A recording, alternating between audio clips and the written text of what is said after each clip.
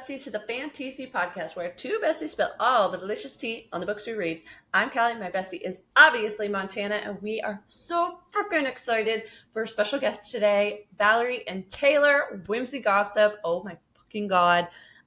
You seriously don't want to miss this. They are producers and actresses in their own fan films. They have a podcast. It is so whimsical, and we are going to get all the gossip on it. I'm so excited. Like, literally, what could they not do?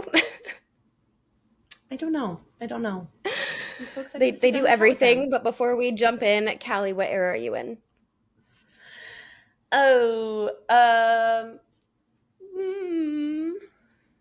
What era? I feel like I'm in a Midnights era. Yeah. Love that. Yeah. What era are you in? That's funny because I also chose Midnights. So Twinning today. We are here. We are vibing with this. But without further ado, please help us welcome Valerie and Taylor from Whimsy Gossip. Welcome, Taylor and Valerie. We are so excited to have you, our new best friends from Whimsy Gossip. Please, before we jump in, tell us a little bit about yourselves. My name is Taylor. I'm one half of Whimsy Gossip, and to my right is Valerie, if you're able to see us on the camera. We are podcasters. We do fan films, and we are just as big of nerds as everyone else. We love to read. We love all things Disney. I'm trying to think. We also work pretty normal and average jobs. If you break a bone, I'll be your x-ray tech. And I can't think of anything else. Oh, wait. I have 2 dogs. Yeah, they're the loves of my life, along with my bunny, Nesta. She's pretty great. She has all her personality traits, so if you can only imagine how that goes. Anyway. An evil bunny. Oh, and I'm pregnant. If you can see us, I'm also pregnant. I am like 7.5 months colossally pregnant with my first baby girl and my first baby. Yeah. We're so excited. And I am, yeah, it's so exciting. Like, I cannot believe she's going to be a mom. I, in the best way possible. I'm Val, and I'm the other half of Whimsy Gossip. Like Taylor said, we are non-really great professional podcasters. We just kind of do stuff on the microphone sometimes. And then we also make some really neat fan films. And we both, like she said, work real jobs. I am a mom. I have a 1-year-old son, and I have a dog and a cat as well. And Taylor and I, fun fact, both of our favorite princesses is Belle. It's always been that way. And we also love Gaston. So if that tells you anything about us and how we might be toxic, you know, think what you will about that. Because, you know, we have 2 whole entire episodes about Tamlin and his redemption story and his whole deep dive on our podcast. So I don't know if those go hand in hand or not. Is Tamlin like Gaston, and then does that make Lucien LeFou? I hate that. I just had that thought, and I hate that because no. Lucien's more like Lumiere. I was going to say, why is that disrespectful to Lucien and LeFou? Yes. No one. So I think that's really about it. I mean, we love books. We love fantasy. ACOTAR, it got us both back into reading, me more especially than Taylor. You were kind of stopped reading because your x-ray school was insane. I stopped reading because I forgot how to read a book, and I had no attention span after Facebook and social media became more of a thing. So I was like, what are these books? I don't know what this is. But then audiobooks, I discovered that, and I was like, wow, it's like a podcast, which I love podcasts. We're on a podcast right now. So, you know, that's how I was able to actually start reading again, was because of audiobooks. So that's, I guess, a little bit about me. I love audio. Definitely counts as reading because, 100%. Like, who has time to sit down for hours on end? Not me. I listen to a lot of books. Don't let the books on the shelves confuse you. Those are book trophies. Okay? Trophies. Trophies. My husband literally said the other day, he was like, why did I buy you a Kindle if you have to buy the book after you read it on the Kindle? Trophy. And I was like, well, it's a trophy. It says I read the book. And he goes, but you read the book. Why do you need a trophy saying you read the book? And I was like, what? Because it's pretty. And then the other day he was like, yeah, your bookshelves are getting really full, babe. And I was like, okay, so I just need another shelf. And he was like, or you just need less books. And I was like, that's not the option. Jail. That's not the answer. That's not the option. And he just kind of looked at me and I was like, mm-hmm. Mm-hmm. And you know, the next shelf. and you know what's also really funny is like both of our husbands didn't really know that we were like crazy. They knew we were nerds. Like they knew we liked Disney. They knew like Taylor and I, fun fact, met as Disney princesses. We both were part of different like character entertaining companies locally. And I met her as Princess Honor. We did a party together. So they knew like we were like a little bit, you know, a little bit different, but they didn't realize like, because you were doing x-ray school. So he didn't realize how much you were really into books. And then I wasn't reading. And then my husband went on deployment and I started painting my cabinets, listening to ACOTAR because it got recommended by my coworker. And then he comes back from deployment. I have Whimsy Gossip, a podcast, bookshelves. I've read the entire ACOTAR series. I'm on Throne of Glass. And he's just like, what? Like, I said, get a hobby. And you're like, what is this? Now you have a whole ass podcast and you're like, you're talking about making a movie? We have to pay for it? What the hell? This is the worst hobby ever. He's like, this is the most expensive hobby you could have chosen. I'm like, oh, sorry. The most expensive hobby. Yeah, I finished x-ray school and you can't really enjoy reading when you're in x-ray school because you have no life. And I remember when I graduated and my husband would go to work in the morning and then would come back at night and I would have laid in bed all day, have not moved, have not crawled out of bed, reading the book start to finish, and would finish the book. And he was like, did you get out of bed at all today? And I was like, no. And he was like, you've just been reading? Or he'd like catch me staying up till like 3 a.m. Mm-hmm. And like that was like the treat to myself was getting to read again. And I didn't leave my bed. I just stayed in the same pajamas, like maybe got up to go to the bathroom, got a bite to eat. I was door dashing food because I didn't feel like making food because that means I had to step away from my book for too long. So like it was just, and I actually was just sitting there like laying in bed. And if anyone has any great werewolf books, I'm itching to get back into those because like they were what actually I was sitting there in my bed reading over and over and over. Yes. Yeah, it was. I was literally reading them off of my phone, and I was just like downloading them, and I was just like sitting there reading. So it looked like I was playing on my phone for hours, but I was actually doing educational things and working my brain and reading. It's kind of educational. It helps your brain. Yeah, it makes you think because you got to imagine things. I think what's fun about like everyone getting back into reading is because it's like so universal for like, you know, us millennials is like, I read a little bit in college, 100%. like for fun. Because Twilight. It was like all the same. Harry Potter, Twilight, Divergent, Hunger Games. Like that's what we all started with. And then I went into like in college, I read like all 50 Shades of Grey and like kind of went down that rabbit hole. But like it was like you could only read so many like billionaire romance stories before you're like, it's the same story told 700 times. And then you pick up ACOTAR and then you're texting your best friend and you're like, pick this fucking book up right now because we're going to read it. And then from that, we're like, we talk about books enough. Why don't we start a podcast about books? That was literally we're the same. We're literally the same because I texted Valerie and I was reading ACOTAR and I was like, Val, you love Beauty and the Beast. I love Beauty and the Beast. We both love Belle. And I was like, you need to read this book. And then she was like, homie, I'm already like 3 books deep. And I was like, shut up. Okay, this is great. And then we were Snapchatting about the book so much. Our husbands literally were like, you guys are kind of funny. And I was like, I know, aren't we? And then they were like, you know our husbands. If you know our husbands, like it's just, they both have they're probably out there making themselves laugh. Just those two out there with Valerie's son. So anyway, yeah, then they had actually been like, yeah, you could start a podcast or something. And I was like, oh. And then I was like, Val, do we start a podcast? And then Val was like, yeah. And then Whimsy Gossip came about and we did not know what we were doing. And again, like she said, who knew that our first episode, we actually talked about one day if we could ever bring anything to life, like a fan film or something like that. And then our lovely co-producer and DP, Sven, he watched the episode and he was the one who actually reached out to us and was like, reached out to me and was like, hey, I saw you want to like bring this scene to life or bring a scene from these books to life. He's like, let's do it. Let's do it. Why not? Let's do it. And I was like, yeah.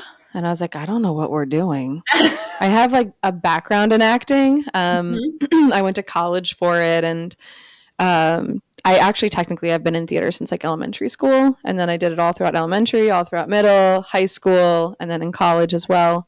And then I pursued acting for a little bit, and then went into the medical field. But as one does. Yeah, you know what? Yeah, you really get to learn how to compartmentalize traumas and stuff in acting, and I really think that's helped me in my current job. As bad as that sounds, but yeah, so that's kind of how Whimsy came about, just as well. Like, you just wanted to talk about books, and might as well document it, your conversations, and then meet wonderful people in the community and meet a bunch of friends. And yeah, it's literally been a joy. And I'm sure you guys can probably say the same thing. Like, just getting to be a part of this community is literally, it ignites a spark back inside so many people, and it's just so special. It's a very special corner of the world. We always say we're healing our inner child because, yeah, just everything that you like want in a fantasy world, but it like kind of feels like it's like trickling into your real life. You're romanticizing your real life, and I love it. I'm like, heck yes. Let's just talk about books and fairy tales all day long. Our literal tagline is escaping reality through all things fantasy, because why would we want to live in the real world? No, we don't. Like, I want my dragon. Callie and I always joke that we have dragons and we take them to Target. Like, we're just shopping with our dragons. No big. Go put their wings in. Get your Starbucks. Yeah, we tuck the wings in. He's like, beep, beep. You know. Anyway. I have my emotional support dragons. Those little like fidget dragons. They're like right up there on my bookshelf. I love it. They're like Andarna and Tarn. Or Taryn. Sorry, not Tarn. Jeez, We say Taryn. Tarn. And you say Tarn? Yeah. Okay, yeah. Okay, that makes me feel better. But yeah. Tarnanock, isn't that what it is? Tarnanock. Yeah. You got to have the accent. I don't have that, so I don't sound cool. My friend Jo is Scottish, and she can pronounce it really well. Hi, Lady I Jo? honestly feel like No, not Hi Lady Jo. Love her. We love her. I love her to bits. But no, my friend Joanna McDonald, she lives in Scotland. Very cool. I'll tell her to watch this episode. Like, Jo, you gotta watch this episode. Shout out. Shout out to Jo. She's and then she'll be like, you're like saying one of it my. all wrong. No, she will. Yeah, she's in my phone as my wee Scottish lassie, just because it's like a joke. I met her when I worked in Disney, and she calls me like a soppy American. And she's like, you're such a stereotypical American. And I was like, I am. And she's like, oh yeah, so soppy, so emotional, so stereotypical. And I'm like, okay, and that's fine. And then she's like, it's just like a joke now. It's been like over a decade of knowing each other, loving each other. And yeah, so she just had a baby, and I just signed the card like, your favorite soppy American auntie. So anyway. I love that. So something that started as a joke between Callie and I long before the podcast, and we decided to bring it in with us, is we like to describe our moods, our days, our lives, really whatever, in a Taylor Swift era. So if you had to pick one to describe any of those, where would you be? I think I would be in the Lover era. I think very much right now in my life, I'm romanticizing a lot of things. I don't know. I feel like there's just so much on the horizon to be excited for and like dreaming about. And just like, I'm moving soon. I'm moving to Maryland. So I'm going to be really close to Tay again after many, many, many years. And yeah, so I'm just romanticizing everything right now. So, and that new mom life. I'm in 1989. Yeah. A little bit of heartache, a little bit of love, a little bit of everything, a little bit of it all. Yeah. The fact that I feel like that's where these I'm are always like top picked eras is so funny. I think for me, We're the it's same always person. like dependent on the weather. If it's like a sunny day, I'm like Lover, like Cruel Summer. But then as you were saying it and you were like talking about like romanticizing your life and like here I'm like sitting down with you two badass women, like producing, acting You're in so your sweet. own fan films. And I'm like, I'll be the man. Like, you're just embodying that so much, that Yes. Taylor energy. And I'm like, yes. So there you go. There's Yes, that I'll too. take that. Mm-hmm. What was that? Yeah. I don't Wait, know what I what said. did you just say? What was that? Oh, okay. Okay. No, I thought I missed something. I probably didn't. That is interesting that you say like the I'll be the man, because I don't know. So I work in like the professional, like 9 to 5 cubicle life. And a lot of times like it still feels like it's very much stuck in the past. And I think that's something really cool about like breaking into like this community, and like our following is like 99% women. And it's been so refreshing. Like obviously you always do get like mean comments every now and then, or you hit certain algorithms and people are hateful and mean, and that's fine. But we don't get a whole lot of like the creepy guys. We don't get all of that like energy. And this is just such a female dominated, female power like environment. And that's why I just love the book community so much. So that's what I just love about this community so much, is the female dominance, the female empowerment, and the fact that like in this space,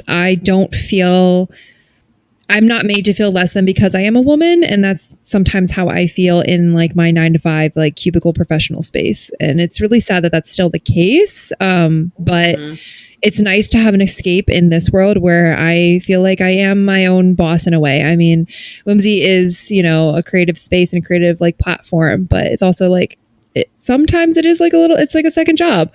And in this job, like I'm my own boss and I get to make the rules. So, well, obviously with the partnership with Taylor, but like it's different in that respect. Like I don't have to, have a man be like, oh, like you're not whatever. It's just me and Tay. And so that feels really good. We relate, hardcore relate to that. So, Yes. I don't work a 9 to 5 anymore. I have like, I work in a med spa and I do photography, but also this is like our big primary thing. And then Callie has a job, and I'm like, but this is our fun, creative, safe space. This is just us. It's not, well, my boss is telling me to do this or XYZ. Like, this is us, and it's so cool because we created everything that's here. And it's just fun. Mhm. It's really literally cool, and you get to so meet a bunch much of people in fun. the community, and it's so Like much the fun. best It's people. just easy. Also, just when you love something, and then just literally doing it like on the side. It's my escape from my job, my normal everyday job. It's a really good escape, just to keep me a little sane, because I think a lot of people in this, I could be wrong, but I feel like a lot of people in our community are also creatives. And I think this is like a really good creative outlet for people, podcasting or cosplaying or going to these events, hosting these events, or making fan films, what have you. So I think that this community is so multifaceted, but it also just lends a hand just to show like how diverse our community really is, and how like special, and yeah, it's just really great. It is. Like, and I It say really our is. community as in like the book community, Yeah. like the book Yes. space. Yeah. We're in that I community. love This it. is our community. This is such a safe space. And I feel like, 100% that there's a million different creatives too. Like, not everyone's doing something slightly different, even if it's like, oh yeah, I'm another cosplayer, but like there's so many variations to that. And that's what's so cool, is like, just because you're doing it differently or you're not acting at like an event, that doesn't mean it's not still appreciated and like valued in the community. Like, I feel like people who do classic cosplay are like still just as hyped in the community. And so that's really cool. So going along Absolutely. with all of that, how did like Whimsy Gossip come to be, as far as like, yeah, you said you started with the podcast and then you got into your fan films. So then going through that fan film process, like how did you find all the people? Like, walk us So, through start to finish. okay, well, I'll give Valerie credit. So when we first, so I'm big on music, and I hear songs and I get really inspired. I'm like, oh my gosh, could you imagine this scene to this song? And when we were talking about filming Whimsy, I drove to Virginia, where Val lives right now, and I had played, I had a whole playlist of songs for her, and I said, oh my goodness, there's these 2 scenes that I can distinctly see in my brain. One was the Nesta, Cassian, and Eris dance scene in Akasif, and there was a certain song for that one, and I like sat there in the car with Val, and I was like play by play. I was like, can you imagine? And this would happen, this would happen, this would happen. And I said, and then this next scene was the big war scene, chapter 70, and I was like, and this is the song, and I was like, can you just imagine? And then when my friend Sven reached out to us and was like, hey, I'll film something for you, I was like, Val, let's do chapter 70. And she was like, okay, let's hold our horses, because that is a humongous undertaking. Why don't we start with something smaller? And I was like, okay, sure. What are we thinking? And she was like, chapter 54. And I was like, oh, I'm a Cassian girly. So I was like, but he's not in that scene. Yeah. I was like, okay. Cassian girlies. I am a Reese girly through and through. But when we were thinking about scenes, like it was, so this was all self-funded, right? So Steven offered to shoot it for free, but everything else, like we would have to come up on our own. And so the 54, when you really think about it, I was like, what's the most impactful scene in the whole series that is also the most low budget scene in the whole series? And it's that one, right? Because it's just a cabin. So we just need to get a cabin, an Airbnb. There's only a couple characters. So Farah, Moore, and you didn't even have to have more really, but I was like, I want to be in it. And because I like to act too. And then Reese, and that's like the big one, right? And then, costuming, it's also really simple. Like everything about it is very simple, but the biggest thing with 54 is Rhysand and his speech and the acting. And fun fact too is Steven said, we'll do a 5-minute scene for you. And it ended up being 12. So that was really funny too.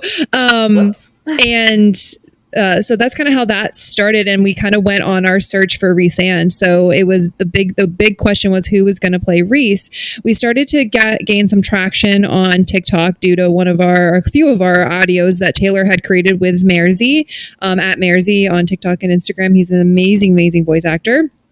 And those started going viral, so we started getting a little bit of a following. So we reached out to a couple of creators to play Rhys. Didn't end up hearing back. I guess people weren't really taking us seriously. So Taylor ended up going on Actors Access, right? Isn't that, or not Actors Access? It was first, there was a local Facebook group, and we found a gentleman, and he auditioned, and we were like, okay, he's okay. Like, he looked enough to be Rhys. And then we met up with him, and he was very shy, and he's very sweet. And he had not read the books, but his girlfriend had read the books. And we were like, okay, well, you got to read the book. At least have to like the second book. And again, because like finding the right Rhys is very hard. And then a month before filming, everything is booked, costumes are purchased, everything is ready to go. He calls and says, hey, bad news. So I can't take off to film. So you got to find someone else. I can't do the project anymore unless you can change the dates. And we were like, what? We can't change the date. Yeah. So shoot, we went on Actors Access at that point. Again, because so we went on Actors Access, and we ended up putting a casting call out. And according to Max, he's told us this story a couple times. He was reading the books because Max is our Rhysand on Broadway. He's Aladdin as well, in Aladdin on Broadway with his partner Ori. Prior to this, we talked all about them before we hit record, and my massive crush on Ori. I love her so much. Anyway, shout out to Ori. She's the best. Ori. If you go see Aladdin on Broadway, you'll just be able to find her on stage because she's just a magnet to your eyes. Anyway, she's gorgeous.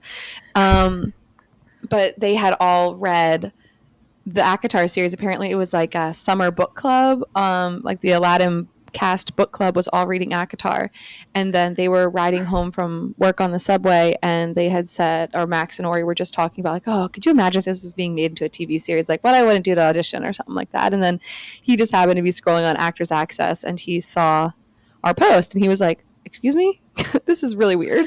And then he ended up submitting an audition, and we actually had a good chunk of people on Actors Access submit for the role. And it was cool because people could leave like little messages. And we gave callbacks to a couple people, and they were really good, and we were really impressed. And then when Valerie was at work at the time, and I was watching all the callbacks. And fun fact, we casted ourselves as Feyre and Moore solely because we didn't think we were going to do any other fan films. We thought it was 54 was one and done, and it was to save money because, again, this cost us thousands, and it was only just the smallest scene we've ever really done. And it was, well, besides you not yield, but it still cost us so much money. And we were like, oh my gosh, we can't afford like professional actors, like a bunch of them. And I was like, this is just too much. So that's the reason that we were like, okay, I guess we'll just do it. And also we were like, oh, it's pretty much about Reese anyway. So like, we're barely in it. I was like, I think I have like 5 lines. And I was like, he has paragraphs. So anyway, getting back to casting Max, we watched his audition, or I watched his audition, and I just cried. I just sobbed. It was so beautiful. And I remember trying to call Val, and she was at work, and I was like, I need you to just answer right now because you need to watch this audition like yesterday, like right now, yesterday. This is it. This is the Reese Hand. There's no one else. And poor Max had, I think, a little under a month to learn like 12 pages of just paragraphs, like the entire monologue you see in chapter 54. He could do that monologue from start to finish every single take. He did it start to finish every single take, over and over and over and over. Never had to ask for a line, never had to be done in like increments. He just did it start to finish every single time. Amazing. So that's how we, I guess, started with the fan films. And then, yeah. Yeah, and with 54 too, damn, I lost my point. As soon as I looked at you, I lost what I was going to say. Wow, it really went out the window. I like completely don't know what I'm going to say. Oh, well, I was just going to say too, I guess I'll just say that when I saw Max's audition as well, for me, like I also cried. And I think that was the difference between any of the other ones we had looked at, was nobody brought the emotion and the care that Max was taking towards this character. Like, you could tell that he knew the character and he knew Reese's motivations. We had watched another audition, and the guy looked like Reese. He would fit the part like to a T, like looks wise, but his acting, he hadn't read the books. It was very obvious. And he kind of like played the whole monologue like from a totally different angle, like kind of like it was like a joke. Angry. Yeah, like angry, or like a joke, like an angry joke. And Max just felt like the heart. He had so much heart. And still to this day, I have no idea how the universe brought Max to us. Like, it really feels like it was fate, because that weekend we all just became our own little inner circle. And also what was really cool is we were just going to do 54, and why it became 12 minutes instead of 5 is because we added the flashbacks. I don't know if you want to talk about the process for why we chose those flashbacks, and also the flashback that will forever destroy us for not including. So a lot of 54, if you read it, it's a lot of Rhysand just sitting and he doesn't really do much. And I was like, well, aesthetically for the eye, it's not, it's kind of boring. So we were like, also, one of our biggest motivations is because they are fan films or shorter films or not full length feature films. And we aren't doing like a whole TV series or multiple movies or anything like that. So we want to try to incorporate as much of the story as we can in a scene. So that's why we're really big on flashbacks, because flashbacks kind of help cue the viewer and the audience into like what's going on, and kind of reminding you little pieces of what's already happened. So in case you haven't read the books in like 5 years, you're like, oh my gosh, that's right, that did happen. Oh, that's right. So like we try to, that just for funsies, we try to do that. And I just think it helps tell like a more detailed, like more richer story. So when we were choosing the flashbacks, we were like, okay, what are some iconic ones? And it was obviously, you know, when they first meet, like that was super easy. Also iconic and on a budget. And because I think 54 cost us like $6,000 to film. So it was like iconic, on a budget, and something that we can pull off. So Cal and Mai And our cast was incredibly small. We just had, let's see, it was Valerie, Max, and I. And then Valerie's husband was so kind to play Tamlin. That was super last minute. Super last minute. So that wig was an overnight Amazon purchase. Everyone thinks we purposely put Tamlin in that wig because we don't like him. That is not This the case. explains It was so much. an overnight Amazon purchase because It really does. It explains we've so come much. a long way from overnight Amazon wigs to Stephen Walker. Yep. And then Hey, Kirsten, but to have a Tamlin, though, she's yes. phenomenal. She was Ianthe. Uh-huh.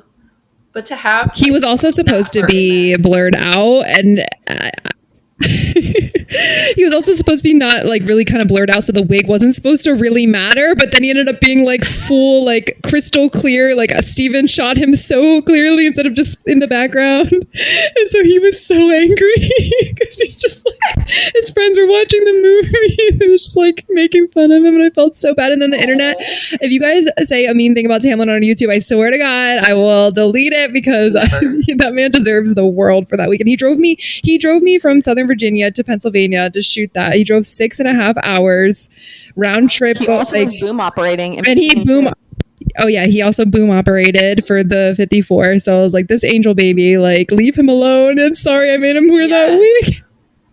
And he had just gotten back from deployment, like not long ago. Like it was like his first big thing since deployment. So he's teddy bear he's an husband. Angel. We will not ever speak ill, Yes. because Retriever. no, it was. I liked the flashbacks. I was like that, yeah. But the wig was funny, not in like a ew, that's so bad. Like why? But it was just like the wig is great. Everyone thought like we just did Tamlin dirty because we don't like him, and I was like, I mean, if we can just roll with that, I guess. Sure. Yeah. That's exactly what we were doing. Yeah. So, but then, yeah, so we chose the calendar, we chose the wedding. I got a really ugly dress from Goodwill. It worked out great. The worst part was when I was checking out at Goodwill, the lady was like a older woman at the register, and she's like, oh, this is going to be so beautiful on you. And I was like, Thank you so much. So much. And she was like, my wedding dress was very similar. And I was like, was it? That's beautiful. Wonderful. It's so gorgeous. It really is. As these massive, ugly, poofy sleeves from the 80s is what I have the dress. It's in the closet right over here. It's something else. And it was the best $100 I ever spent at Goodwill. And then from there, we went and decided to do Starfall, and because that was just iconic, and I handmade the Starfall dress. I will never do that again. That was hand placed over 10,000 crystals on the dress. And I will say the only thing I asked of Sven or Steven, I said, he's like, do you have any requests? Like anything you really want to make sure this is included? I said, give me one good shot of the dress. I spent like probably at least 100+ hours on this dang dress. Ugh. Just give me one good shot of all the work. Guess what was not in the film? The dress. But it's okay. It's totally fine, because Starfall just turned out really great. And then after we filmed, then I think someone on our channel someone brought it up somewhere about the Reese and Moore scene. We should have done when Reese comes back and the first thing he says to Moore is, she's my mate. She's my mate. And I was like, how did we miss that flashback? That would have been such an easy one to film, and that would have been so perfect. But that was, that's kind of the whole idea of, I guess, our flashbacks. And I guess we have like a bunch of funny memories from that day. And just, you can't see it, but up here on the bookshelf, we have everyone signed a copy of the script from chapter 54, which was super special. And then our director, Gabby, Val, can you grab the painting? And then if you're watching, you can see it. But our director, Gabby, we all decided to paint to like help create things for Feyre's art studio. And our director just casually goes and paints this cabin that's supposed to... Yeah, if I had the other artwork in here, which it's hidden nice and far away, Valerie and I's artistic abilities are null and void compared to that. So it's embarrassing. Like stick figures on a good day. Yeah, but so Gabby just made that, and then that ended up becoming our logo for all of our Chapter 54 merch, because we were like, hey, can we slap this on a shirt? And that could be like our Chapter 54 shirt and logo merch and stuff like that. And yeah, I guess. And then we did 54 and we were feeling so super confident. We're like, we're going to raise so much money now. Look at this internet. Lies. Straight up lies. Fooled ourselves, played ourselves. Not true at all. Because the next scene that we chose was the biggest scene that you could ever imagine. And thank God for the community showing up for us in so many ways. But holy fucking shitballs. Like, we thought we were going to raise some damn money, and we raised maybe like $5-6 grand for that total, even with merchandise. And it costed way more. I think we raised closer to like, I think 8, but overall close to 40,000 was spent. Like 30 to 40,000 was spent on that film, Chapter 70. So,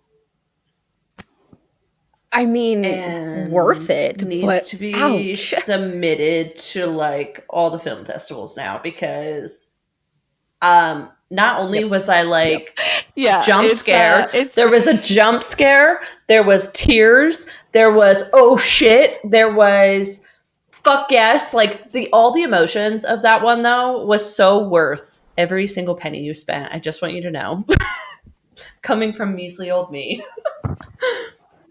Thanks. We think so too, which is It why was we good. we still love Chapter 70 so much. And honestly, we always preach this, like, we don't make a single penny from anything on Whimsy Gossip. We're just constantly in a deficit, but it's more just to like, it's just fun, and it's something we really are passionate about, and we're really passionate about these stories and these characters. And book is Bible, and that is our biggest thing we preach, is book is Bible. You don't change it up from the book. If it's written in the book, that's how it stays in the book. You know, like, it's I am a firm believer that as an artist myself, and I know Valerie feels the exact same way, is that being an author is being an artist. And if you have respect for fellow artists, then you have the respect, and you should have the respect to keep it the same way. You don't get to go to someone else's art and say, this art is really good, but I'm going to change it because I think my take on the art's going to be better. I think that is incredibly disrespectful to do to artists and creators. And that is our biggest pet peeve with like the film industry right now, that are taking these beloved stories and adapting them into films and TV series and all that kind of stuff, because they want to say they're artists and creatives and all this kind of stuff, but they just do such a disservice and disrespect like the art that was already there, and the story that was already there, and the characters that were already there.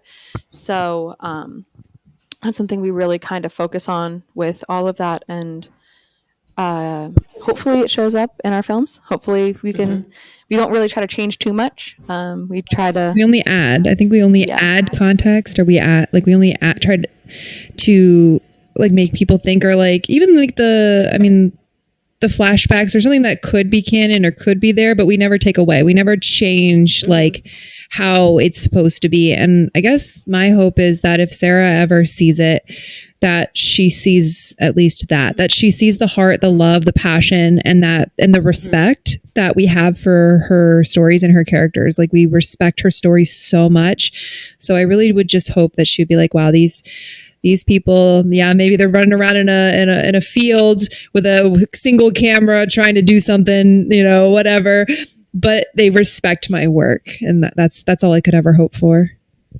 100%. And we know for a fact that Sarah's like secretly behind her computer, like, excellent, this is beautiful. I've heard whisperings and different interactions that she's seen it. So at least 54. I heard when I was at the Crescent City 3 book release, someone there that knows her had said, oh my God, you're the Feyre from that one fan film. And I was like, oh shit. And she's like, we watched it. And I was like, we as in, I'm going to pee my pants right now. And I was like, I'm going to throw up. Immediately got sick of feeling. I was like, oh, this is not great. Thinking about it right now, triggering my acid reflux. Pregnancy. But yeah, I think I don't know. I think with like just the fan films and anything, I just hope she sees that we love her characters and we love her story, and I love Cassian. And if you do anything to him to unalive him in book 6 or here on out, I will riot. You apparently live somewhere in Pennsylvania, and I'll buy the house across the street and put signs up. I could, Anyway. We'll be right there with I you. could, because I could you will honestly not care less. hurt my You can kill him Cassian. off if you want to. It'll be a little sad, but maybe it'll be. It's fine if he dies. I'm totally fine with it. Totally fine with Sorry, it. I thought Sorry. I thought we were friends. But if you kill Reese, if you kill Tam Tam, I'm sorry. If you kill Tam Tam, if you kill Reese, if you kill can't look at Lucian, don't talk to me for 7 to 10 business days if you kill off any of those 3 characters. I will not finish the book. If Cassian unalives or something happens to him, I'm telling you right now, I will not finish the book. If I will DNF Cassian it dies, so I fast. die. Plain and simple. Like Same. I What would do I have keep to live reading for? Why would I because read I'm these like, series? Is this a favorite? Like, my Is this favorite a introduction. resand? Like, I would just keep thinking, like, somehow all these characters just magically He has to come keep back. coming back to life. I Yes, would come back. hope so, but like, but none of her other books afterwards, like Throne of Glass and Crescent City, she's not letting a lot of people come back. So that's my biggest fear is like Elaine's prediction would come true. I know. Yeah, and he's just we so don't. lovable and likable. Like He's the he best would be the character obvious of the one entire to, series. you know, but we're not. She wouldn't do that because He's Him and everything. Lucian. literally his entry line. Okay, so side note: when we Valerie's like, I asked hate everyone- you all.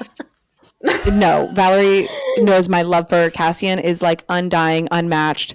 And I know we have very different, she's a Reese girly, and I'm like, that's great. Anyway, Cassian, So you don't have to. we're in a bloodshed. It's fine. I'm a Dorian girly. Same. I'm a Dorian girly. Yeah, but I will say that Zach's portrayal of Cassian, and when he walked out on that field for the first time in full Colin at the Necromaker, by the way, he's amazing costume designer. And when Zach walked on that field as Cassian with the wings and the hair and the armor, I was like, maybe I'm wrong. And he makes Cassian very lovable. And I love Zach to freaking pieces. Like puppy dog, golden retriever energy. Love that man. Still not enough though. Honestly, the movies have made me more of an Azrael girly than anything else. And I think it's also just because of playing Morrigan and their very close relationship. Their very interesting relationship. It's just, and also Corey's a freaking gem as well. I love that man to death. Me. I do love I love Cassian and Azrael. They're like they're my bat boys. And like 65 really solidified us as a little like trio. I loved it. But we were #floor mates the whole movie. But yeah, still, if she killed Cassian tomorrow in a book, I'd be totally fine. You would catch me rioting in the street.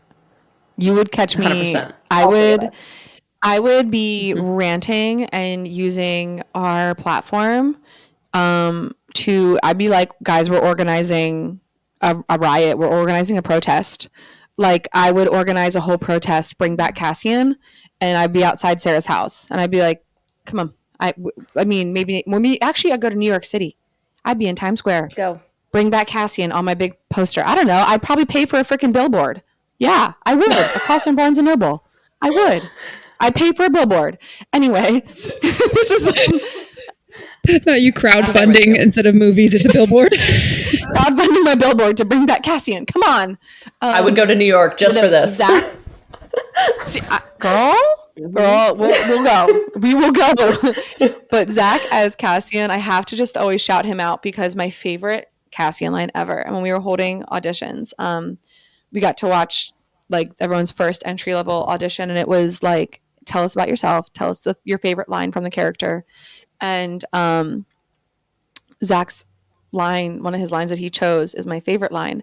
And I was out in public eating, and I'll never forget, like a fun little side memory. And it is, oh, come on, Favor, we don't bite unless you ask us to. Favorite line. And I was sitting at a table and I saw the audition pop up and I was like, oh, whatever, I'll just watch it. And literally I was like, oh my gosh. And I fell out of the chair. I literally fell out of the chair. Everyone was like, what is going on? Are you okay? And I was like, this man looks like Cassian. this man just said my line. This man just said the line. And I was like, I'm unwell. I was like, I need a minute to recover. Is it hot in here? Come back to the reality. Having a hot flash? Literally, I was like, yes. I was like, this is it. This is it. And I was like, oh my gosh, this was like, that was as great as it was to see him in all the armor and everything. For me, like, that was like the moment where I was like, oh no, this guy could be Cassian. We had some really great applicants. We really did. They were phenomenal. But like that line for me is what stood out, and I was like, oh, he deserves a callback. I mean, because he chose the right line, and he was also great too. He's, as if you watch the films, obviously he's freaking the embodiment of that man. He's perfect. And as soon as I saw his audition and heard him say that line, I was like, that's Taylor's line. Right. It was perfectly said. Get out of here. Perfectly said. Nailed it. Can't complain. First line the man ever says in the book. Oh, it was great. Anyway. So obviously you guys have portrayed, Feyre and more and everything in your own films. What was that experience like for you? I think it was really interesting because I started the book series like diehard loving Feyre. I'm a Nesta girly, truly, like through and through. I am a Nesta girly. I think Nesta is such a beautiful and complex character. I never thought she was like evil or like a bitch like people claim she is. I never read her that way. She's a bitch, but she's that bitch. She is. Yeah, but I guess I was never like, read her, there's more to that bitch though. Yeah. 100%. Yes. Mm-hmm. And like especially when she came back and was like trying to find, like we learned that like she was not affected by the magic, like Tamlin's like glamour magic, and she was like trying to find her sister.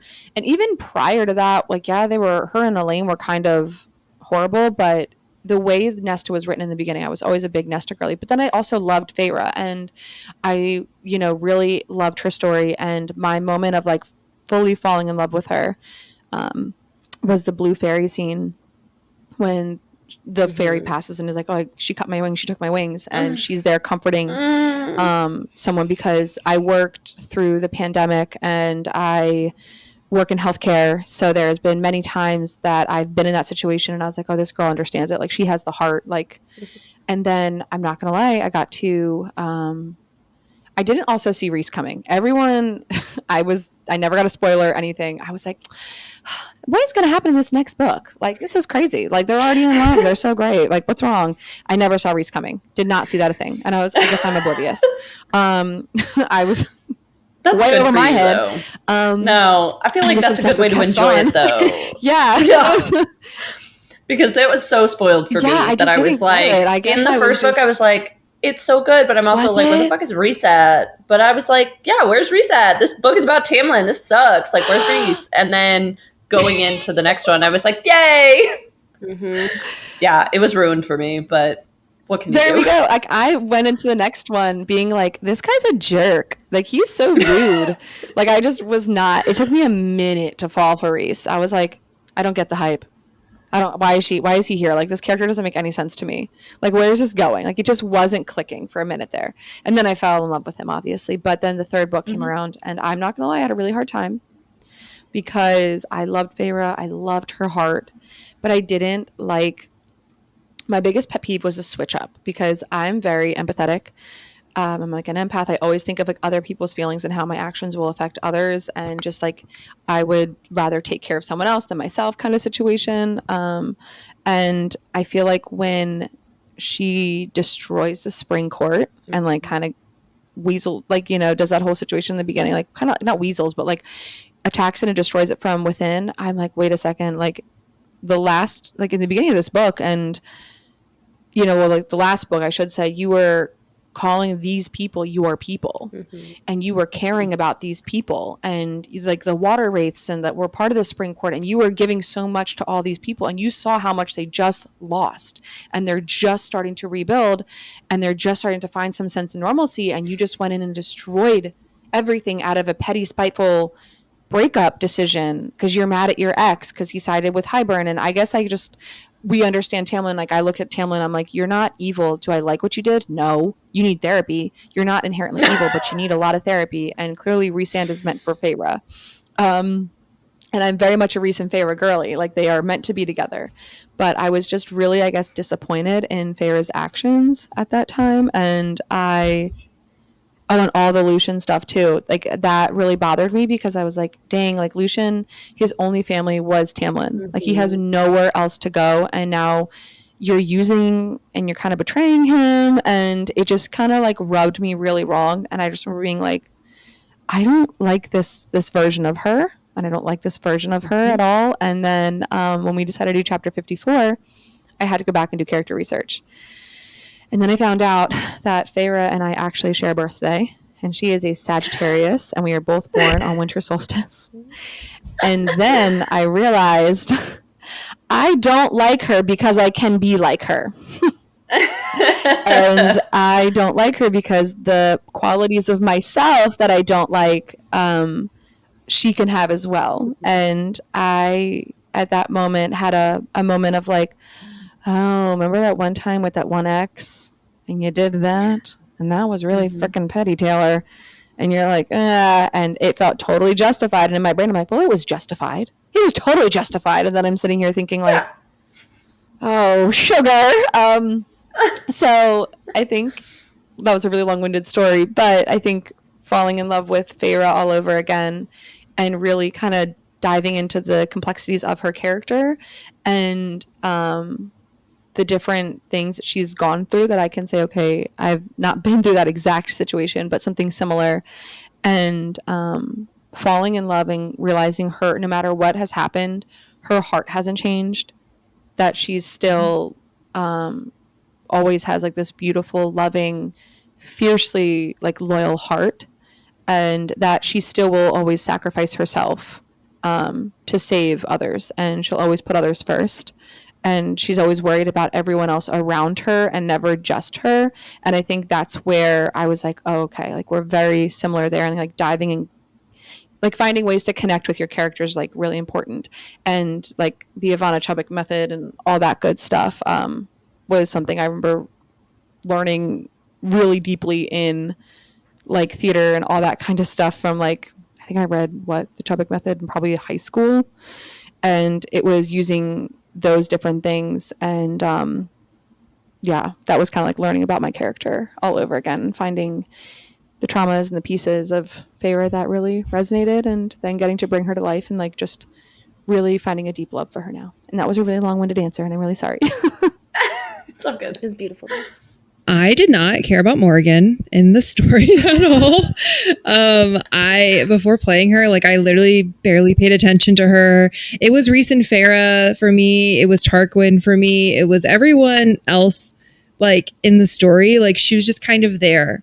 And I never really fully appreciated her character or what she went through until playing her. And I don't even think it was until we just like recently filmed our third large fan film, chapter 65. I don't think it was until chapter 65 that I really got to dive deep into her motivations and her character and how like fiercely loyal and loving she is to these people, and how she feels about Reese and how she feels about Cassian and Asriel, and how, you know, in that moment, everyone that she cares about and loves so much is getting hurt all around her. Like Morgan's like one of the only people that don't get hurt in that scene. And that's because she is, you know, protected by Cassian, and you're protected by Reese. And so I don't know. The playing Morgan has really made me grow so much love for her character. And then also there's things with her character that I can relate to myself. Like she has a lot of family trauma. She has daddy issues. She, you know, kind of goes off and makes her own family, makes her own way. She, you know, runs the Hewn City and the Court of Dreams. Court of Nightmares, but she runs a Court of Nightmares in Hewn City. And like, so she's a leader, and I very much embody a lot of those qualities. She thinks women are hot. So do I. So it's like, it's great.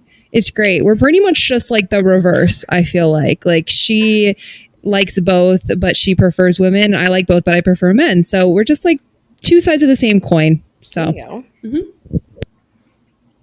go. I love that. So wait, I have to ask, who is your actor character? Like, if you were going to say, like, are you Nesta Gurley, Elaine, Feyre, Reese, Moore, Amarin? Please don't say Anthe. Female or Amarantha. Nesta. I mean. No, which this is funny because actually I was thinking about this when you guys were talking about it, because I think before like Montana and I got to Silver Flames, like we had picked like inner circle people. So like Aquawar, Montana's was Amarin and mine was Moore. And then you get Nesta and I'm like, no, I'm a Nesta girly through and through. Like that bitch is my bitch. We're the same. And then Amarin and Moore. Can you guys talk me through that? It's because we took a quiz. We like took a BuzzFeed quiz or something, and Cassie I was like thinking about Cassie being my male character. Callie got Moore and I got Amarin, and we just ran with it. I was like, actually though, like we see it. I'm very short and she's the tiny ancient one, and it just kind of worked. And now like her name in my phone, I had to add Moore, so it was Callie Drama, and now it's Callie Moore Drama. Cute. That is so cute. And Montana's has evolved very much. So now, actually, I need to change it though, because I need to add the witchling in. But it's Montana Amarin, darling, and then her last name. So it's evolved over so much time. But I would think that we resonate. It has, and both of us resonate. Female character from ACOTAR, Nesta the most, but. It's like I would assume this is for both of us, but more so resonating with the females in Throne of Glass. Like I'm a Manon girly through and Manon through. Till the day I die. Manon is everything. Till the day I die. It was when the Abraxos thing. That was when I fell in love with her. When she was like feeling bad for Abraxos, I was like, oh, the small one. And I was like, when I was dying in that moment, because I'm a crazy animal lady. Same. And I was just like, someone save the wyvern. Like, what are we doing here? Like, why are we just letting this happen? Like, no one's going to do anything, because my psycho ass would have jumped in the ring and I would have been, I would have been a psycho. And I would have been like, oh, probably realizing at the moment, well, I have no weaponry. I'm just a mere human, and there's 2 wyvern in here right now. This is not going to work out in my favor, but I feel like, that was, I think, in one of our podcast episodes, I remember being like, oh no, I like this Manon character. Nope. She's the best. And Valerie was like, I don't really understand the hype yet. And it took her a little bit to understand the hype, but I was like, nope, from this moment onwards. And I feel like I'm very much like once I like a character, it doesn't change. I don't know if that is the same for you guys, but like once, like when I met Cassian, I was like, oh, love Cassian. When I met Nesta, I was like, oh, love Nesta. Feyre was the only one I think who I've ever been like, I guess I never didn't like her, but I was just like, dang girl, I'm a little disappointed in your actions right now. Like, this is a low character moment. Hopefully we get better from here on out, which we did, but. Well, for me, it's Lysandra. Like, Lysandra is the MVP, the number one in the sun. Like, Lysandra is the unspoken hero of the entire series. Like, she also had, like, the biggest, like, I was not expecting her arc. I was not expecting her. Like, that sea dragon scene, excuse the fuck out of me. Like, where the fuck would they be without Lysandra? The fact that she pretended. I love, yes. Oh, that's beautiful. Adian? That's beautiful. I love Adian as well. Like that man. No. That man. Oh, I needed more on the page to come out from that, because when he threw her naked in the snow outside the tent, I was like, no, because I loved him so much and it broke my soul. He did feel bad for it, and I do like that we got like a little bit there, but I need more from him, because I'm like, bitch, how the fuck do you go from her like being sea dragon on the beach, spoiler alert, whatever, and being like, confessing your love, to then throwing this woman out naked, cold in the snow, just because she's like trying to save the world. Get the fuck. But I still like Tamlin, so what's wrong with me? There's a lot to unpack. Lysandra is everything. I just feel like she's fantasy event. Montana likes. Oh, sorry. What? Montana, you're a Manon girly. And Kaylee, you're a Lysandra girly as well. Yeah. Our very first event that we went to together, we cosplayed Manon and Lysandra together. I was going to say your hair is kind of on point. And this was like, I've had this for years. This was long before I read Throne of Glass. And then I was like, oh, white-haired character, done. Me. It's My me. hair, I actually had to dye. I have like naturally really, really, really dark hair. And I have Kate is my cosmetologist. And she creates the illusion that my hair is like the golden brown it needs to be because I have like black hair naturally, which is interesting. But Wow, your hair is That's really crazy. dark. yeah, okay, so your characters are Cassian girlies, right? Yeah. Cassian, Love that. Yeah. Nesta for Cassian girlies, ACOTAR. Nesta girlies. And then Throne of Glass would be like Okay. Oh, Have you read Crescent City? females. I have. I am in the first book right now. Rune Dannon is fucking Okay. everything. I'm so sorry. That one's going to make you. Yes, he is. Oh my gosh. So I had an idea for the FanTEAsy collection was going to throw a drop party in Colorado. And then unfortunately, Leslie, she got sick and they had to cancel it and she had like emergency surgery. But I really wanted to go as like a gender bent rune.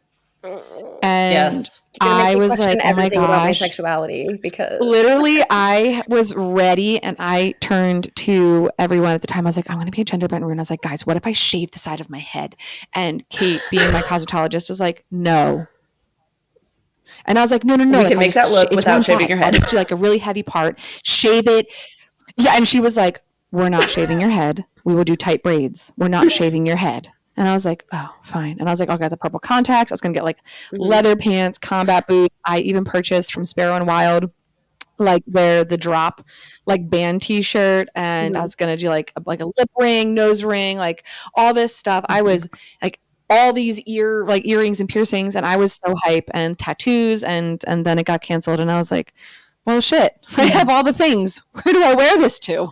Like, so I need someone else to throw an event where I can dress like that. I literally last night looked at my aunt and I said, I want to do a femme rune because we went to Crescent City Trivia last night and I went as Danica. That's And so I was fun. Like, I need rune next.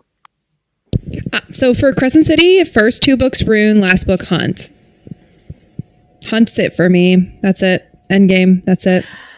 Solidified. I can see it. Rune is That's my it. main through all of them. He was, and then Don't say anything. Don't say I'm anything. not saying anything. He was, but then he wasn't. That's all I'm saying. He was.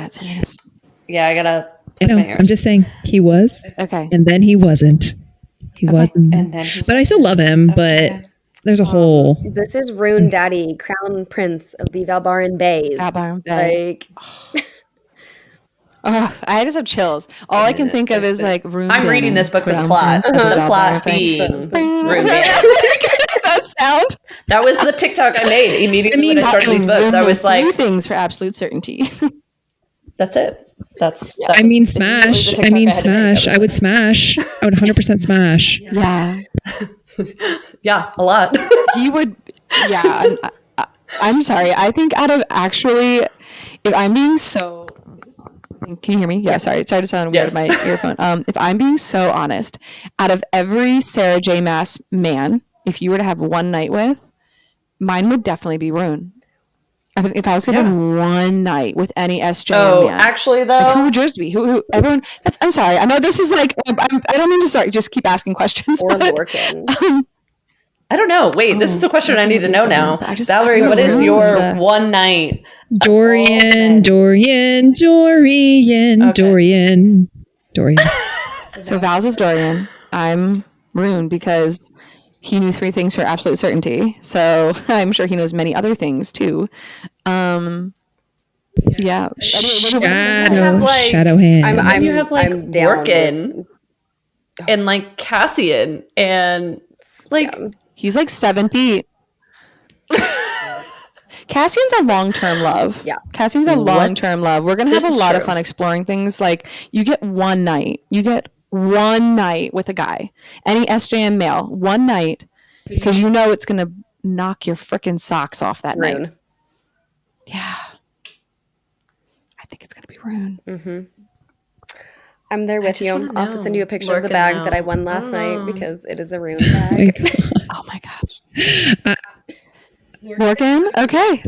I have an canny love for that man. Like I love Lorcan so much. Like him and Dorian are like the top two males in that story for me. Like I wanted to literally throw a lead off of a cliff so many times because she gave him such a hard time for no reason. I was like, this man is everything. And spoiler alert, series spoiler alert, cover your ears for 2 seconds. If he died, like that scene where I thought he was going to die and a lead went after him, like I was literally hyperventilating. I was literally like, I was calling my friend, I was calling Taylor. I was like, what the fuck?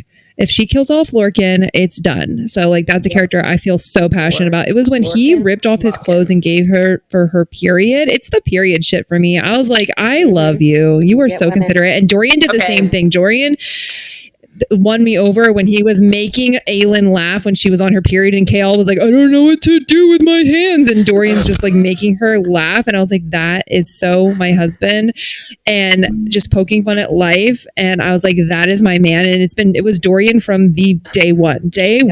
Yep. It was Dorian from day one for you. And I also thought Kale was not going to make it out of the books. I thought he was going to, I was convinced. Book one, I was like, oh, Kale's going to die. He's not surviving. We love him, but I was just very much just like, no, he's gonna die. And then I was like, I ate my words because I remember saying like, Kale's gonna die, and Nehemia, she's gonna make it. Like they're just introducing her character. She's so great. There's so much complexity to her. Like the way she's writing Kale, like he's gonna the next book. And then I was on a podcast episode voicing this opinion, and then I turned to Valerie and I said, let's open up a random page to this next book, and like let's just read a random page, and then we're just gonna guess what the page is about. First page, like first line on first page, Nehemia is dead.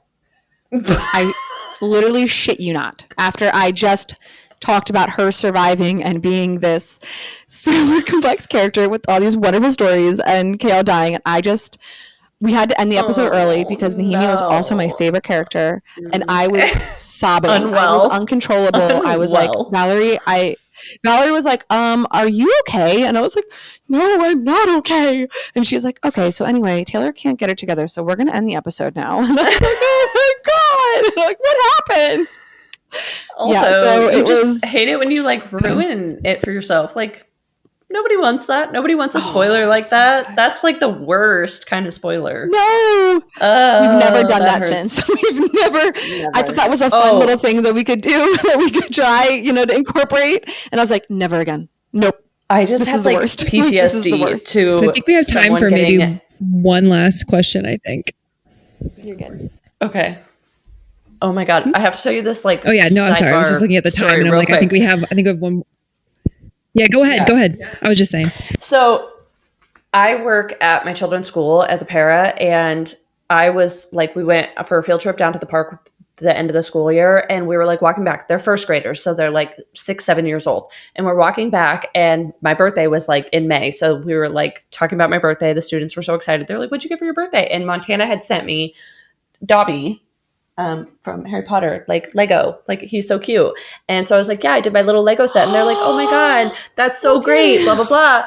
I know, he's so cute. And so, the two kids that I was walking with, they were like, oh, I love Harry Potter. And then the little girl who's seen way more of the movies, which I don't know why, because she's like 7 and they're kind of scary. She goes, oh, except for it's so sad when Dobby dies. Okay, great. I'm like, yeah. The little boy next to me, though, goes, Dobby doesn't die. What do you mean Dobby dies? It was such a horrible moment. I was like, heartbreak, because, oh my gosh. They're like little tiny children. I was like, now just thinking about I was like, I don't know how to, I was like, I don't know how to de-escalate the situation. I was like, the Lego set was so cute. Dobby's adorable. We love him so much. Also for my birthday, I ate cake. Like, change the subject. It was the worst ever. So never ever spoil deaths for people, because it was the worst thing ever. They're like just little kids, and his like whole life is ruined because he's probably only seen like the first movie. I'm like, okay, great. Okay. Oh, and Dobby was probably like one of his favorite characters. Absolutely. Who doesn't love Sorry, Dobby? totally derail. No. Okay, so let's skip to like the end of this. Going forward for like the book community and like ways that like we can support you, people in the communities can support you through socials or through crowdfunding. Like, what is the best way that this community can help support everything that Whimsy Gossip is doing? I feel like just the community is so wonderful at sharing, liking, commenting, which definitely helps engagement and all that kind of stuff. Unfortunately, we cannot monetize any of our films. So, and anything related to our films. We cannot monetize any of it. So, I guess just getting the traction and when you share it and all that kind of stuff, it helps others see it. And when other people become really passionate about it, people might want to see more. And then we have the crowdfunding links because everything is done by the community and by us. So it's like, yeah, I guess crowdfunding. If you want to donate, we try to put out Amazon wish lists to help. If you don't want to just donate a monetary amount and you want to actually see a value and like something like, oh, I bought a set of shields and swords. That was super, super helpful for Chapter 70. Like the community just showed up in ways for us on both films that we just never imagined. And we're always incredibly grateful. So I think that's the biggest thing is just crowdfunding, sharing, commenting, liking. Yeah. Well, right now too, while we're in between films and we don't have our like official crowdfunding campaign for our potentially next film, if we choose to do more, you can buy us a coffee. So in our link in all of our bios, and I can send it to you guys as well, or at Whimsy Gossip for Buy Me a Coffee. It's just a standing way to donate to us, and we just kind of put everything aside for our premiere events or our future films. And then also subscribing to our Instagram. So all of the proceeds from our Instagram subscriptions go directly into an account waiting to be used for premieres and feature films as well. And then buying our merchandise. So if you want something that says Whimsy Gossip on it, if you want a sticker of one of the cast members, we have awesome Cauldron and Whimsy Gossip merch on our website made by and designed by Sparrow and Wild that she donated to us. So every single penny counts. Yeah, every single penny counts. And it all does not go towards Taylor and I. It goes straight into creating these films and different things that you guys hopefully are enjoying. So if you want to forego a $5 coffee from Starbucks today and send it our way, we'd greatly appreciate it. And we just like Taylor said, we make no money off of this. We go into a huge deficit doing everything that we do, thousands and thousands of dollars, and to our husband's dismay. But anything that you can donate helps keep us going and helps us be able to keep creating. So we just really appreciate it. Absolutely. I mean, we will always be interacting and liking and sharing and doing everything that we possibly can because you guys are such a beautiful asset to the community. And obviously we want Whimsy Gossip forever. So thank you. We have some fun stuff that we're dabbling with ideas. So in the next couple years or so, maybe a year, I don't know. Well, yeah, we have ideas. Sorry if you keep seeing me making faces. I'm getting like Braxton Hicks. They are they have been, so I've made a couple of, they're, so if you're seeing me making some weird faces, it's just because I'm trying to like literally breathe through them. Just like, hey, Mom, I want to talk about the books now. Yeah. I know, literally. She was, I was 22 weeks pregnant when we filmed Chapter 65. So she's already been in the industry. She has no choice. She's famous. Yeah. And then I was pregnant during Chapter 54. So who's going to be pregnant in Chapter blank? I'm like, nope. Okay. Anyway, actually, is there an idea for the next chapter? We do the polling. So the biggest thing is what we've noticed, as selfish as we want to be sometimes with certain scenes that we want to see come to life, where we get a lot of our crowdfunding is from the community. So we're really appreciative we understand the times are hard, the economy is kind of crap, and $5 to someone may seem like a lot. So we want to be incredibly respectful And we do poll and we do ask all the questions. That's why we're always asking, like, what do you guys want to see? What do you guys want to see? Because the community is who we really rely on to help us fund and bring these things to life. So we try to stick to realistic expectations of scenes. So, I mean, that's, if you see what we're polling, you can kind of get an idea of normally what we're looking at. Oh, I've been and watching you know, them. we do take what There's some the good ones community on there. wants into consideration. Mm-hmm. Yeah. Mm-hmm. Yeah, so there's definitely scenes that we selfishly want to film that we're like, oh, that would be so good.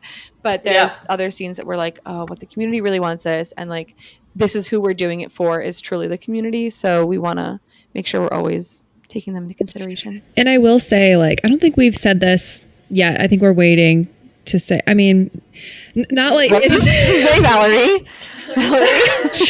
No, it's not like a scene, which scene or anything, but I was like, I'm about to push you off this chair. Like, no. No, it's just more of a disclaimer. I don't think we've really put this out, but I mean, for everyone that is listening, this is something that obviously is going to be public, is basically that we can't keep, you know, self-funding and self-sustaining these films. Our husbands will literally divorce us. So, you know, going forward, however we go forward with whatever scene we choose, it's going to be 100% funded or bust. And so that's kind of the situation where we're in right now, where, you know, we can't keep shelling out, you know, I have a child, she has a baby on the way. Yeah. So just for the listeners to know, like, it's just to that point where, that's kind of why also what the community wants and what is going to actually get funded is so important, because it's not sustainable for us. Like, we're real life people too. We're just two people with normal jobs that, you know, have bills as well. So it's going to be a fixed campaign next time. So what if there is a next time, and we'll see. Book Brats, is that you need to support our girls Val and Tay so that we can all enjoy these fan films in all their glory, because they are seriously stunning, like masterpieces that everybody wants to see it come to life. So help them out. We'll just keep sharing, because Thank you. Can I ask a question? Needs to happen. One last question I'll ask, because I feel like I keep asking you guys all the questions. What was your favorite fan film that we've done so far? We've done like You Do Not Yield, or a scene or part of any of the fan films. So like Chapter 70, 54, or You Do Not Yield. I want to go for it. Okay, so You Do Not Yield was the first one that I saw, and I was like, nothing's ever going to top this, but Throne of Glass, like Roman Empire. And Callie and I, literally before we sat down with you guys, were like, well, we're going to rewatch them. So we're like refreshed on everything, and we were watching them together. And I'm not kidding you. Even like again, both, because I'm like, I know, I said that. I'm like, we should have sat down and recorded our reactions. Both of us, and this scene, the first time I read it, and both times I've listened to it in the graphic audios, I bawl my eyes out. It rips my heart out every single time. Nesta calling Cassian out of battle. Just screaming his name. And her and I are both just sitting there like, we're about to get on and record with them, and we're both crying. Sierra crushed it. She crushed it. It was so good. Also, and the surreal dying. We loved you. Because I can't. We cried over that one too. We love every time. I will say You Do Not Yield is my personal favorite, because it was the one I like got to be behind the scenes for and like more like produce. So You Do Not Yield is my personal favorite. So when you were like, oh, that was the first one we saw, you loved it, I was like, yes, no one ever talks about that one enough. So loved. That makes me happy. Absolutely loved. Okay, well, I appreciate hearing that. Yeah, and fun fact, I was 6 months pregnant in a coffin for that too. So actually the only one no one was pregnant for was Chapter 70. My favorite scene that we ever have done is Starfall. I think it was absolutely perfect, and it remains to this day my favorite. And I don't think anything is going to just top how special that scene is, even though 65 is going to really rock the whole world. It is going to destroy everyone. I'm so damn proud. I literally, I just got telling you, it's like felt like HBO on that. It was so good. Yep. Like Drew is going. We're gonna have like a teaser coming out soon. So we're actually. I guess our post-production team is really made up of some wonderfully talented human beings, really wonderfully talented human beings. And we have a marketing team, and these are actual like professionals in the industry. A few of them work for HBO, and they are helping us kind of make this as magical as humanly possible. And they are just blowing it out of the water with everything they are doing in post. And so what was done on set, pre-set, everything, and chapter 65 is something. And Drew alone as Highburn he's everything. I can't, like, It's the creep terrifying. that comes out. Like, Yes. It's literally what Jane said. She's like, I couldn't even look at him, and then all of a sudden we look and be like, cat ears. Yes. Drew could snap in and out of Highburn so well, and Maury destroyed me on Maury. The contacts were so incredibly drying because I have brown eyes naturally, and so I would wear contacts, and the contacts were so incredibly drying. And there's one take of Maury when the girls are getting dragged out that I'll still cry every time I see the clip. Her face, and we've said this before, but you don't realize how, when everyone was like cauldron, the cauldron scene, and we're like, yeah, the cauldron scene, and then you don't really realize what is actually going on in that scene until you're witnessing it. And I think maybe I'm just naive, and maybe I didn't catch it. Again, I missed out on reading it in freaking book 1, didn't see that coming. But I think I didn't realize how traumatic it actually is in the cauldron scene, and like what the girls are actually going through, because it was, and the girls crushed it. Like both Sierra and Maury crushed it, like brought their A game. So it was, I'm excited.